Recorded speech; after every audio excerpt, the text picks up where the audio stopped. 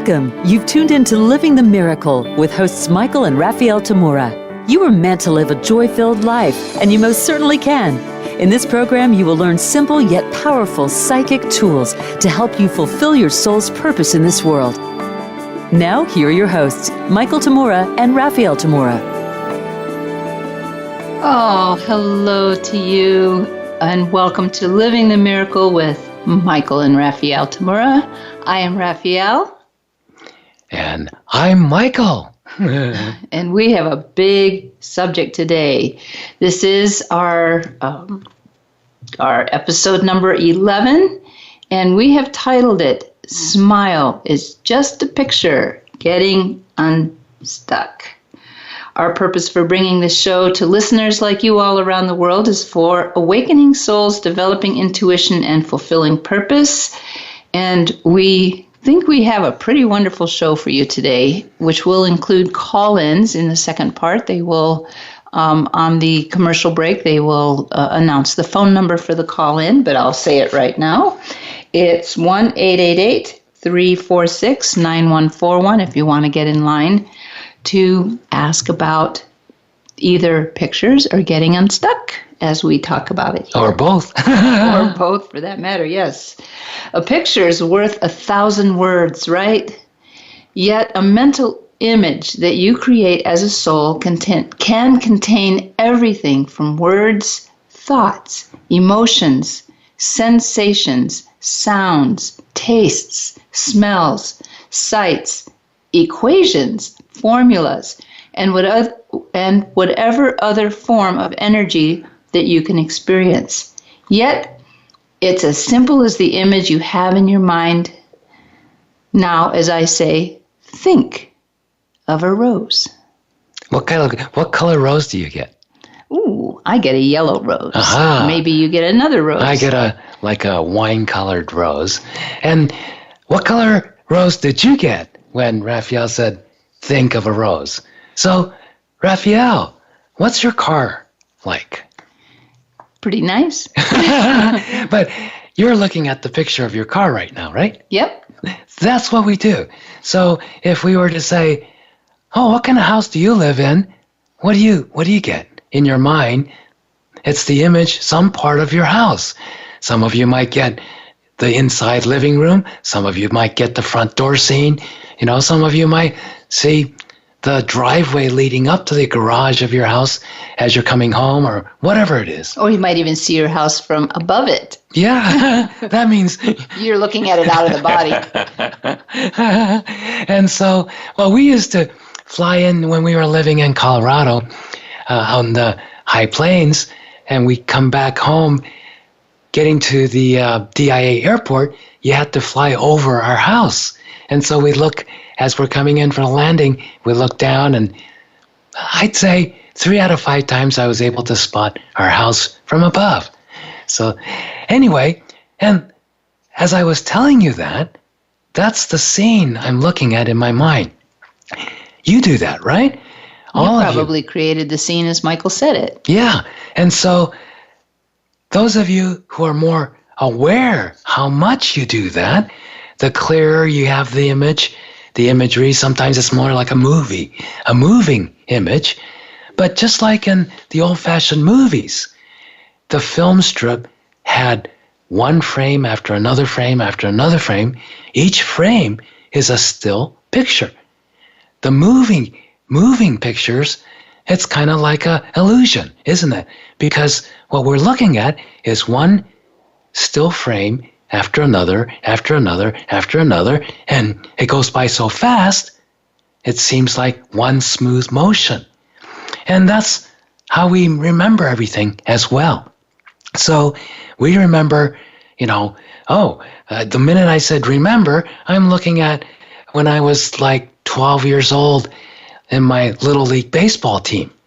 And it's one of the first games, and I see the other kids, the opposing team in their uniform, our team in our uniform, and it's a moving picture of the scene. Of one thing after another. One thing after another.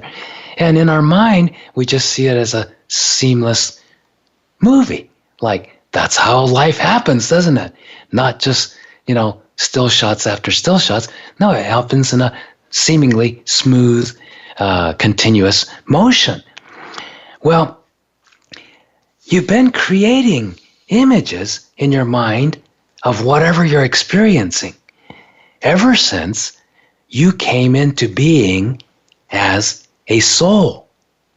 Now we can say it's a long time ago. But that's why when we rummage through our file cabinets of memory in our mind, we come up with an image of that memory, right? And sometimes you're more conscious of, I'm really looking at this image. Sometimes you just know what the person's talking about, or you're going, oh yeah, that's when I was at the beach, when I was 5 years old and nearly drowned. But if someone were to stop you and said, okay, would you just become aware of that image of your memory? Most of you would be able to start to describe it. Oh yeah, it was, this was a dark sand beach and the water's kind of muddy in the surf, blah, blah, blah. And the picture sort of slows down. And sometimes you can even freeze it to look at the key moments, so to speak. Yeah, it's like you have total control of the pause button and fast forward and rewind and all of that. Well, spirit is. You've heard that before, right? Spirit is. There's no beginning, no ending. It just is, limitless, timeless, forever.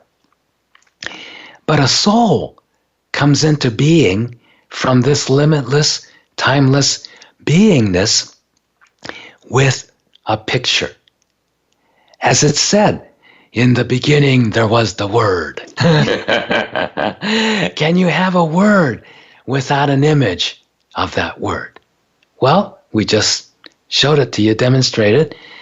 Anytime any of us says anything, you have an image.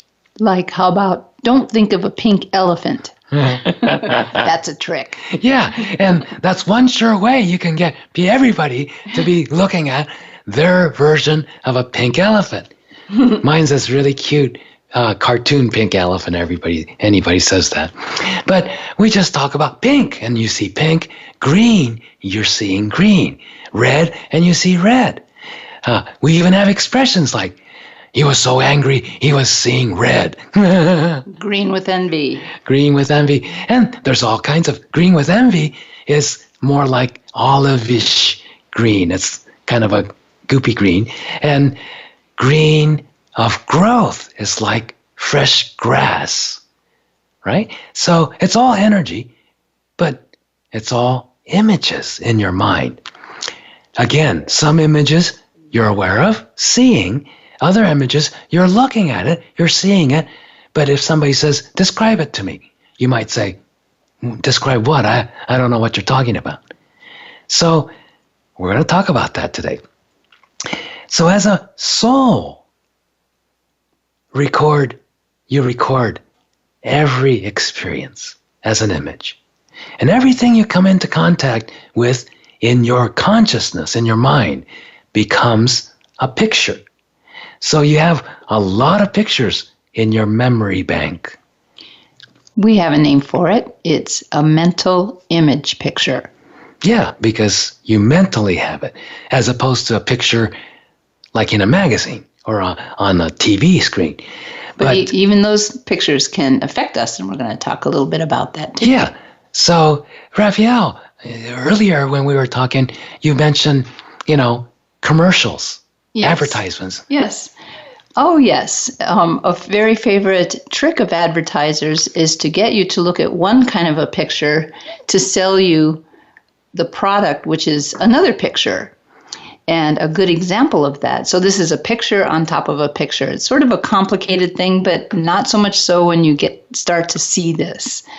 So if you turn on the television or your computer or whatever and you see a commercial for a car or a soda pop or something, what do they usually do? They put a beautiful model with a wonderful figure and draping over the front of the car. Exactly. And of course, that isn't necessarily going to attract women, but it's certainly going to get to the target audience of whatever they're selling, which is usually, in those cases, men. Yeah, and what kind of cars? Muscle cars and trucks and things were, trying to appeal more to the macho guy. So what kind of picture are they giving you to sell you that car? And we call that a sex picture. And so isn't that fun? And, it doesn't matter if it's a car, or your sneakers, or soda pop. You put a sexy picture on it, and you associate it in your mind, and you go, va-va-voom, let's buy some of that stuff. But that's exactly, Raphaelle mentioned, there's a picture on top of a picture, sometimes on top of a picture. Well, when we talk about memory, a lot of us don't always tend to have a crystal clear photographic memory when we wish to recall some specific incident or experience we had before, right? Especially from long time ago. So let's say from childhood, we've forgotten a lot of things, but sometimes someone else who remembers it more clearly says, oh, gee, Michael, when you were just a little boy, you were so, dumb or whatever. And so, oh, really? And so they might point out a specific incident where you don't remember it right off bat, or you vaguely say, yeah, that seems familiar, but you can't see the image clearly. But obviously, they are because, oh, you were wearing a red T-shirt or whatever, and they seem to have a very clear visual image of that. Well, one of the professionals that would know a lot about that would be cops and detectives who have to interview witnesses to a scene of an accident or a crime. And especially if you have 10, 20 witnesses or 50 witnesses, and you have to ask everybody the same questions, and how many different answers do they get? It's coming from different perspectives, and sometimes I've read some of those reports by police officers interviewing witnesses or detectives, interviewing them later. And it's hilarious because one person says, oh, it was definitely a big man with a dark hoodie on running away from the scene. And then the next person says, oh, I saw this old lady with a shopping cart or shopping bag going away from that scene right afterwards. And whoa, how can it be that different? So what happens in those situations? Well, our mind gets cluttered up. Why does almost every spiritual practice of any kind, somewhere in there is some practice of meditation? One of the things about meditation is often said, clear your mind or empty your mind, right? A very tall order for a Westerner. Yeah. And so what happens to a lot of, especially Western, very intellectually, technologically oriented person, when they first sit down and quiet themselves and quiet their mind, it's really loud. Like, oh, did I turn off the stove before I left the place? Or, oh, what am I going to do about the taxes? And what if I can't pay rent next month? And where am I going to look for a job? Well, And even random thoughts that just happen to be going through that might not even be yours. Yeah, squirrel. Oh, no, that's a random thought for a dog. And so that's a thought they have before they go shooting off in chase of the squirrel. But anyway, when we're looking at that, oh, yeah, you quiet down the mind. At first, it's really noisy because you're paying attention to how much stuff is in there. And those are all pictures. A lot of you might not initially see them as pictures, as visual images, what you might think of as visual. But when you're having thoughts, those thoughts are in pictures, okay? And a lot of those thoughts are not you thinking of them right now. You're just seeing an image with that thought in it. It could be an image of your creation that has you thinking that thought at a different time earlier, or it could even be somebody else's image completely. Like the commercials Raphaelle was talking about, you want to buy this. You really want this. But if it's a really good commercial, it doesn't tell you. None of us wants to be told from some internet commercial saying, buy this now. No, we want to feel like we want to buy it. So the subliminal messages from that commercial is, I want it. Wow, this is really cool. I want it. I want to be the first one on the block. I want to be the coolest person to get this, then show off to all my friends. That's the kind of thoughts that come into our mind. But are they our thoughts? Not always. So we're going to look at that because the show today is about getting unstuck. When you feel stuck, you're on a treadmill of mental thoughts and emotional feelings. You're just going over and over and over. Oh, he doesn't love me anymore. Or why did she leave me? Or, God, if I don't shape up, I'm going to get fired. I'm going to get fired. Oh, what if I get fired? I don't know what I'm going to do if I get fired. Oh, no. Oh, no. Oh, no. That is a stuck picture verbalized. Oh, no. Oh, no. What am I going to do with my life? What am I going to do with my life? What am I going to do with my life? Yes. And so, Raphaelle, I'm stuck. I'm stuck and I can't get up or get out. yeah, even that funny commercial about I've fallen and I just can't get up, that's a picture that is a fear picture. That's another way to program people. And stuckness is always, always, always related to fear. That's right. Without fear, you don't get stuck. That's right. And so when we come back from our break that's coming up soon, we're gonna look into, how do we get stuck? Well, when I was mentioning pictures on top of pictures on top of pictures, the more pictures you pile on, the more stuck you get, the darker it gets in your mind. You are the light of the world. You are the light. And if you put a picture in front of you, that light, that's going to project on the screen, just like a slide. And it's going to be a clear picture. But if you put another picture, another slide in front of that slide projector, then it's going to be a blurry double image. And then if you put another one, pretty soon you can't tell what the image was anymore. And if you put enough, it just turns dark. None of the light goes onto the screen. Well, we're coming up upon a break, and I wanted to remind you that we will be taking call-ins for this show if you want to find out where you're stuck or ask about where you're stuck. The number is 888-346-9141. We'll be right back. Hey there. Thanks for listening to the show. If you're ready to take the next step on your spiritual path, develop your intuition, heal your spirit, and fulfill your life's purpose, please visit livethemiracle.com, our learning sanctuary for the soul. Welcome back. We are talking about smile. It's just a picture and getting unstuck. One of my favorite stories that about a stuck picture that I'd like to share with you happened to somebody very close to me. When she was 10 years old, she and a friend of hers were hit by a car.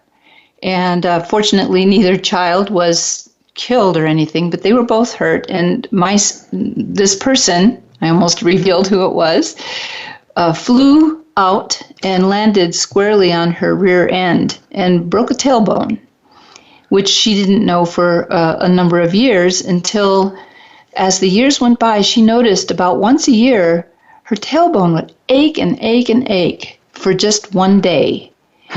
And finally, she actually started to learn psychic tools, and she got to this part, which we're talking about pictures. And what she realized when that day came around and that tailbone area started to hurt, she looked at the calendar and she realized it was the exact day that her accident had happened when she was 10 years old. And somehow there's a part of her in the body that was remembering that. And when we remember something painful, sometimes we feel the pain even though it's not actually pain happening in the present. Yeah, and that's why so many times, when people have a really hurtful, terrible breakup in a relationship and it's on a particular day, every year they go into the similar thing. This is emotional rather than physical, but it's no different. Whether it's mental or emotional or psychic or physical, it's just a picture. And it's easy for me to say, it's just a picture, but when you're feeling it all, then it's easy to succumb to it, become a victim to the pictures and go, believe what you're feeling, what you're thinking is real. And this person that Raphaelle was talking about, when she learned the tools on how to let go of that image and realize, oh, that's just a memory, that's an image in my mind, and I'm giving it power by thinking it's, oh, what am I going to do? It hurts and blah, blah, blah. Oh, she just explodes it. We teach this almost every time in our show where you put it in a rose, just create an image of a rose in your mind, and then you put whatever it is that's bothering you, whatever it is that you just have a hard time getting out of your mind, put it in that rose and just go, that's just a picture. Smile, it's just a picture. The smile part is really important. Yes. It's our way of saying, oh, get into a little amusement, have a little humor, because when you truly realize it's nothing more than just a little image in your mind that you're experiencing as this terrible thing, oh, you'll laugh too. But you have to laugh first, even when you don't feel that way. Just go, okay, I'm the boss of me, not the image. So if I decide I'd rather be happy than suffer more, I'm going to laugh first because I know that raises my vibration. Okay? And so what is the basic understanding? What's being stuck? Well, you're never stuck unless you're unhappy with something, right? That's right. Yeah. None of us are ever stuck if we're happy, if we're joyous. Ever been joyous and stuck? No. You're always unhappy, somehow unhappy about something. Okay. So then when you're not happy, there's something you don't like. You're not in affinity with. You're not in agreement with. You're not in affinity. You don't like it. Bah humbug. I don't like it. And so when you don't like it, where does your mind go after I don't like it? Well, it's got to be different. It's got to change. And so how many times do you try to change somebody who's acting in a way you don't like? And does it work? Not really. If only he's like this. If only she could be more that way. Never works, does it? No, that doesn't work for anything. So then, what does that tell us? Oh, it's not about trying to change the other person, to change the other thing, change the thing in the world. First, we have to find our happiness to get unstuck. And as long as we're stuck, we're not going to be capable, we're not going to be successful in anything we set out to do. We have to get unstuck first, which means we have to get happy. How do we become happy when the same thing that's making us unhappy is still going on? We have to change our perspective. We have to change our mind, essentially, which really means we have to change our consciousness, which really means we have to change how we're seeing this, which means we have to change how we're looking at it. When we changed the perspective from which we're looking at whatever we're looking at, then immediately we see it differently. And that's like 100 people having different witnessing a completely different thing at the same scene of the same crime at the same time. Everybody's seeing it from their own perspective, and some people they're looking at it from 100 images in their mind filtering through. Other people, they're looking at it from, only 3 images filtering through.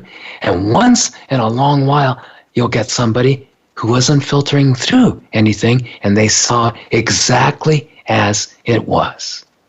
No judgment, no changes, no animosity, no nothing, no fear. It's just as it was.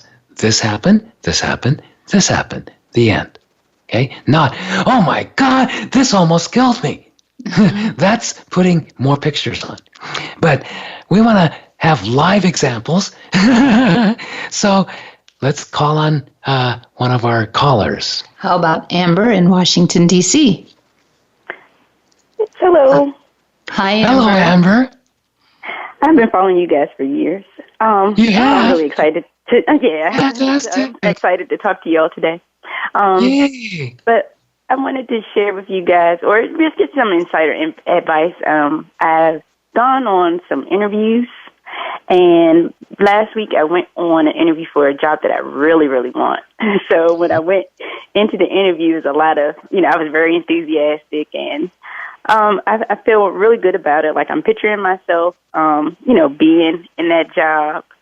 Mm-hmm. So I was just wondering if you guys had any advice or insight as to how I can help manifest that opportunity for myself. So you had your interview, but you haven't gotten a response yet. Yeah, exactly. It's not been yay or nay. Okay, great. Right. Well, Amber, the first thing I see about you, you're extremely creative and expressive. Yeah. You have a lot to say, and one of the things that's going to help you succeed in whether getting a job or anything else in your life is when you start to give yourself a lot more freedom and a lot more permission to express yourself. And because you run into, we're talking about pictures today, so I'm going to use that as the focus. You run into some pictures that you carry close to your heart. And especially when something is important to you, you kind of check in with those pictures, and it's a question of, am I good enough? Am I good enough? And this is from way back. This isn't where you are today, but this is from when you were a child. You got slammed about 3 times, and you felt really bad about yourself. And what you got slammed about is not something that was wrong with you or something you did bad or badly. It was about your enthusiasm. It was, you were excited, you were enthusiastic, you were creative, and you were expressing yourself full on. It looks like about 5 years old maybe, running around and just, really like singing at the top of your lungs almost, not singing, but shouting and happy. And somebody got really upset and scolded you, and it was like such a shock. It was worse than having somebody dump an ice bucket on your head, and you go, whoa, and then you kind of retreat it back and go, what did I do wrong? Because there's no explanation of why this person got unhappy with you, and you got a little bit hung up on that. So while you're listening to the rest of the show and stuff, you'll start to just be able to imagine those images from the past that sometimes get you hung up and, God, I have to do better, which puts you into more effort. But this tends to, when you're excited, when you're enthusiastic about something, when you really want something, these 3 pictures tend to light up in your heart. And so Raphaelle's got a few things she wants to tell you. So as she's doing that, I'm going to help you blow those pictures. I'm going to help you release those pictures so you'll have an easier time receiving, okay? Okay, I love it. Yeah, you're dead on. That's absolutely correct. Yes, and so the other thing I wanted to mention was that your original question was, is there anything I can do now to kind of make sure that I get what I want here?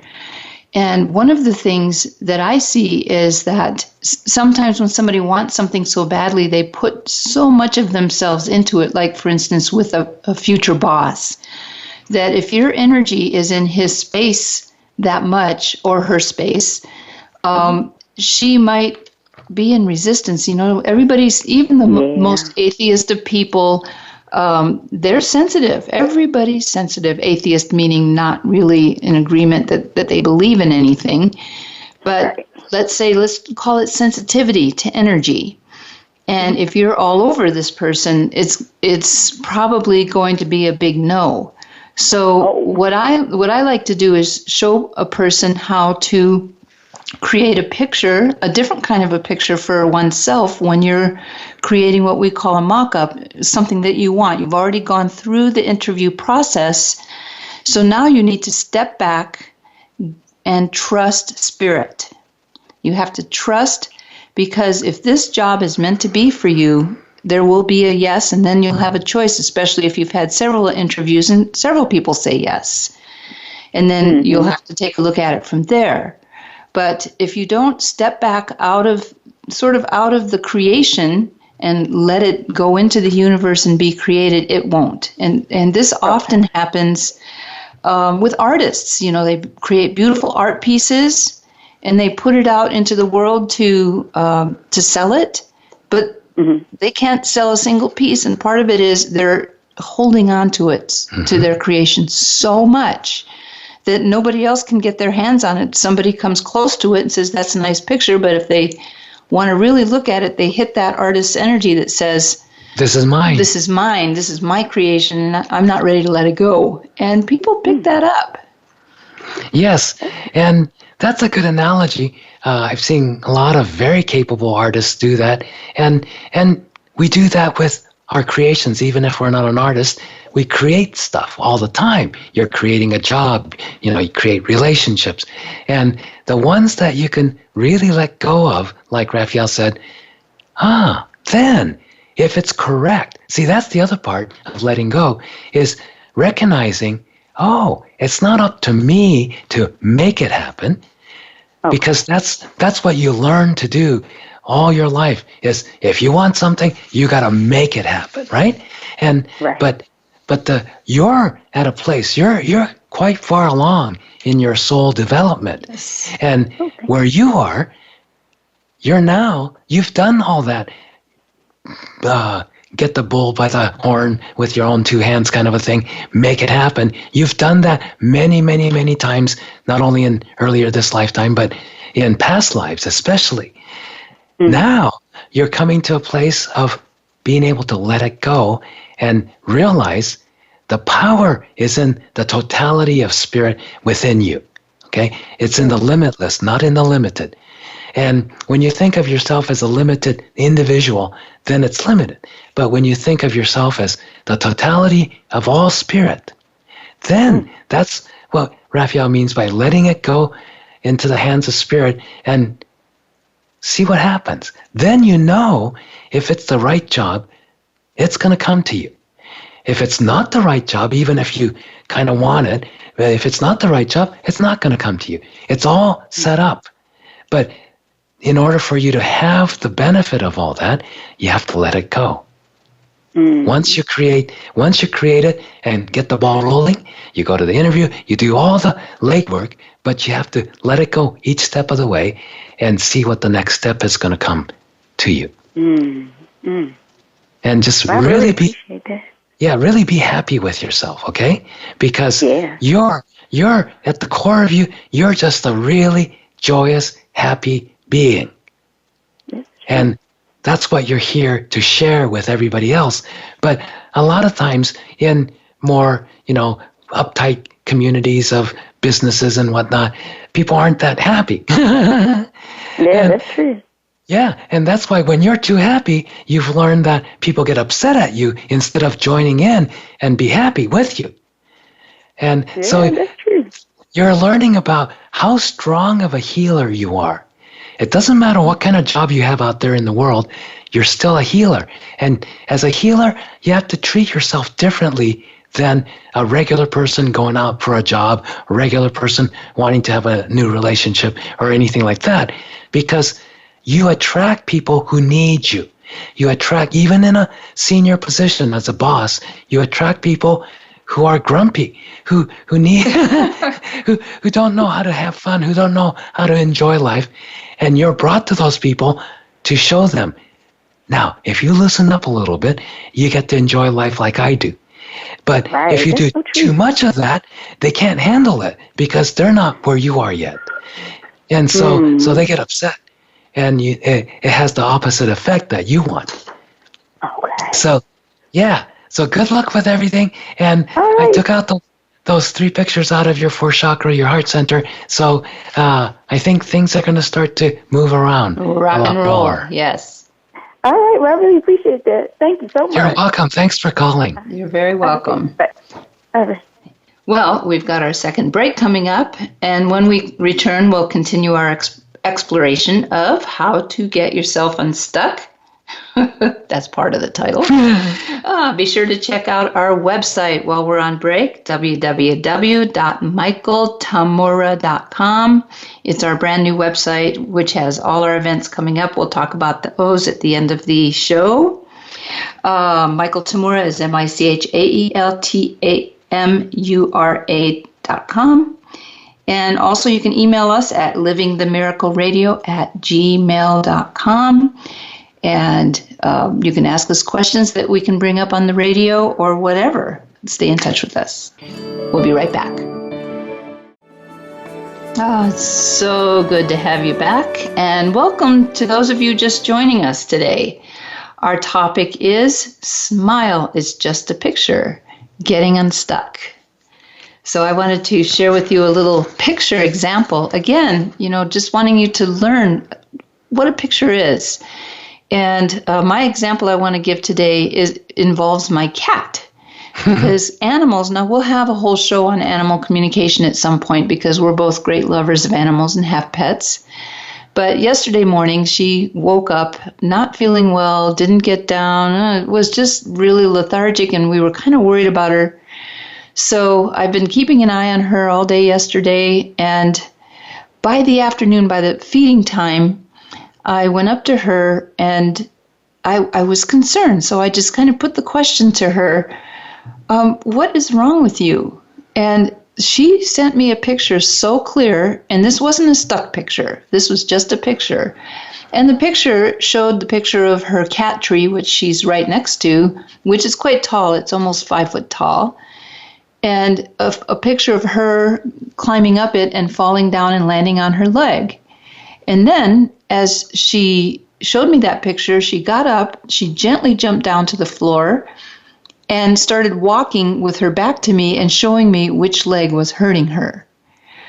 And after that, we were able to give her a healing, and she felt better very, very quickly. So for me, I was a little stuck on the picture of her not feeling well, and finally I went to an old ability I have, which is I know how to communicate with animals, and I love to do it as much as I can anyway, and it was great to be able to know what the heck was going on with her.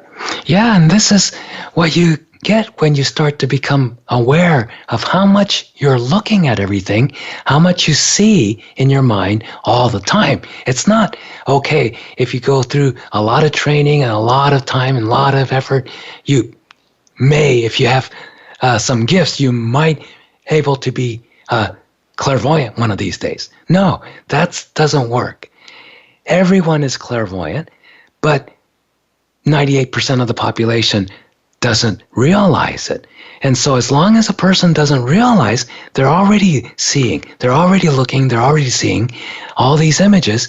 And it's just that their mind is just usually too cluttered up with too much junk mail, too much spam in there, rather than specific pictures that you can look at, go, oh yeah, that's what our kitty showed me, like Raphaelle was able to see. And so everyone is able to get there to clear up the mind so that you can see individual images and you see what people are talking about. You literally see the images of what people are talking about. For example, if somebody gives you a direction on how to get to their house that you've never been to before, and they'll give you, verbal instructions, but for me personally, if they don't have a really clear picture up, it's hard for me to follow the verbal instruction. They can go, yes, you go here, and then exactly 1.2 miles from there, you go this way. Well, I have to keep my attention on the odometer and this and that and the other thing just to be able to follow. But if somebody has a very clear image in their mind, and I see it, I go, oh yeah, got it. Okay, thanks a lot. And I get there much, much more readily. So it's seeing these images and the power on a healing level to get unstuck. Tell you really quickly, the worst burn I ever had, I grabbed with my right hand this piping hot steam pipe. I mean, scorching. And it just burns everything. And I had severe burn on my hand. And all this happens in a flash of a second. And I look at my hand in horror and go, no, that ain't going to happen. It's not going to be that way. And so I know what to do. I reach in to my unconscious memory and pull out. The instant I grabbed that hot thing, even though I didn't feel it until a second later. It was so hot you don't feel a thing. But I went to that place. The instant I got the burn, the pain image got stored in there. I pulled it out of there, exploded it, just like we teach on this show each time, is just put it in a rose, imagine a rose, put it in a rose, and then explode it. Did that once. Just before my eyes, I see the bubbling skin on my hands reverse completely in a matter of 3 or 4 seconds, 5 seconds at the most, until my hand, the skin on my hand was even better than it was before I got the burn. I had calluses and stuff. It became like baby skin soft, and pink and healthy, perfect skin. And I'm just going, wow. That's living the miracle when you start to be able to do that. I can't do that on command every single time I get hurt or sick or anything like that, but I've done it enough times. That was one of the more dramatic ones and more instantaneous ones. But I know over time I've done that where as condition or whatever, that's actual, quote, physical condition, completely reverses itself. That's tremendous level of healing.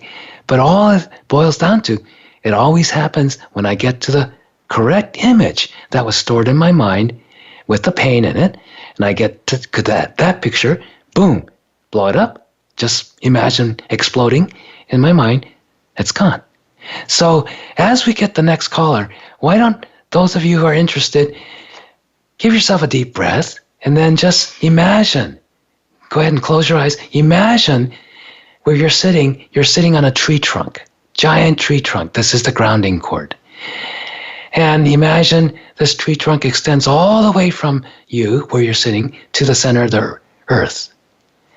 And imagine the top of the tree trunk where you're sitting on extends into your body a little bit, into the first chakra, the energy center that's right above the tip of your tailbone. You can imagine that as a disk of energy. That's always important to start off with grounding. Okay? And then center your awareness. Just be aware in the center of your head.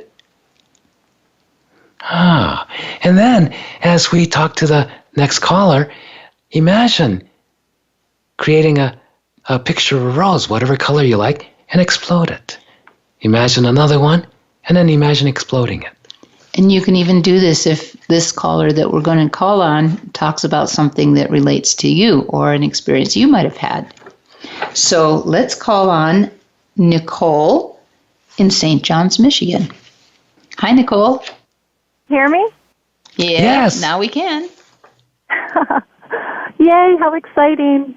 Yes. Do you have a question for us? I actually just want you both to tune in.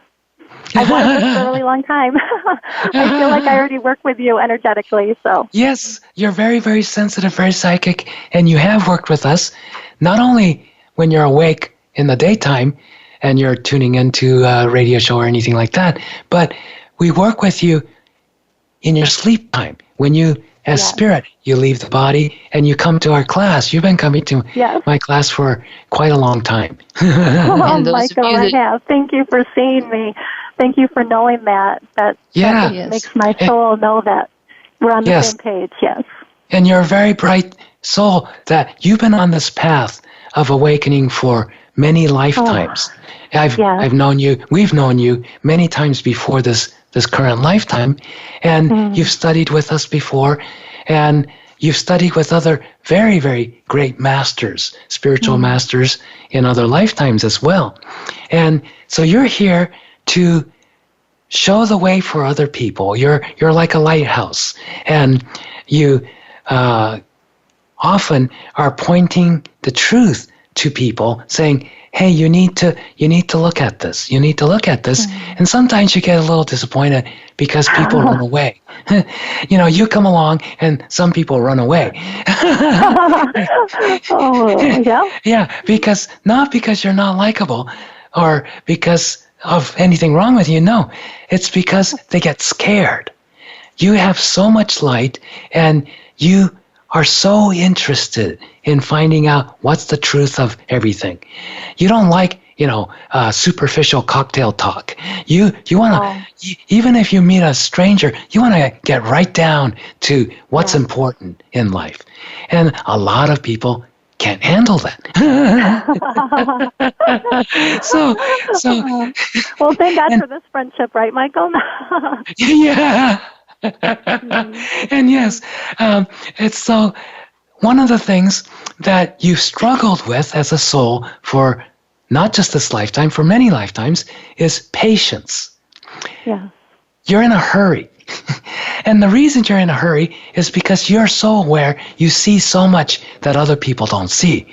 And you get irritated, frustrated, and sometimes unhappy that, what's wrong with you people? It's so simple. It's so obvious. Just look at this, and you'll get it. And they don't a lot of times. That's why they hang out with you, because they don't get it, and they're going, "What are you talking about?" But you're so ahead of them. You're just going, "Well, I mean, just get it, all right?" But you're here to be a teacher and a leader, which requires you to learn, where are these other people? They're not where you are as spirit.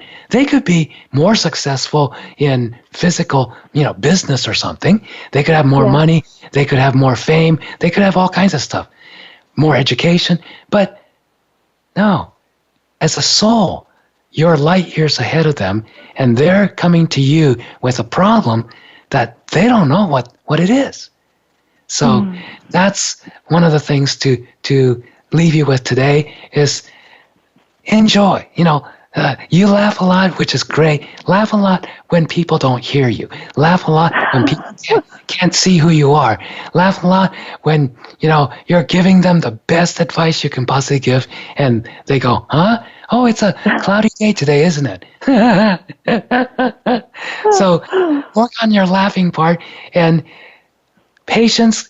Don't try to work on patience. Work on trust. Yeah. When you trust, you'll be patient. The impatience comes because you don't trust that it's all going to work out. Yeah. So trust yourself as spirit, and it's all going to work out, and you'll have your patience, and you'll be able to have fun with people who aren't keeping up with you. Oh, lovely, Michael. I'm giving you a big hug. Thank you. Thank you. Thank you, Nicole, for calling in. Yeah, so glad you called. Thank you, Raphaelle. You're welcome. So for the rest of you out there, since you've been creating and blowing those roses, as we say, would you go ahead and imagine a big gold sun above your head and fill yourself up with it? Because as you blow those pictures and those roses, you're releasing energy, and you need to fill up. So fill it up from top to bottom, your body, your aura, and so forth. And this kind of fill up, you can top off. It's not illegal. That's right. Well, time flies when you're having fun on a radio show. We're getting to the end of another episode, so please mark your calendars. On Friday, April 27th through Sunday, April 29th, this is 2018 for those listening afterwards, we'll be at the New Living Expo in San Mateo at the San Mateo Convention Center. All kinds of amazing speakers, authors, teachers, and tons of booths and goodies, information, resources, and people to talk with. We will be in booth number 328 all 3 days. Plus, Michael will be giving a short talk on Friday at 5 p.m. on living the miracle of your intuitive soul, as well as he will be on the Q&A panel immediately following on Friday, the first day of this expo, 7 p.m., special screening with Bill Bennett's wonderful movie, PGS Intuition is Your Personal Guidance System. For all information on the expo, go to newlivingexpo.com. We so appreciate you joining us for this show today, and we look forward to seeing you next week, which will be Imagine That. Use your imagination and clairvoyance to transform your life and be inspired. Live by intuition to fulfill your destiny. Oh, that's our LA event. Yeah, that's so. That's May 5 and 6. Yeah. All right. Well, our show is ending, and we will see you next Wednesday. In every drop of rain awaits a rainbow. For every chance it has to grow.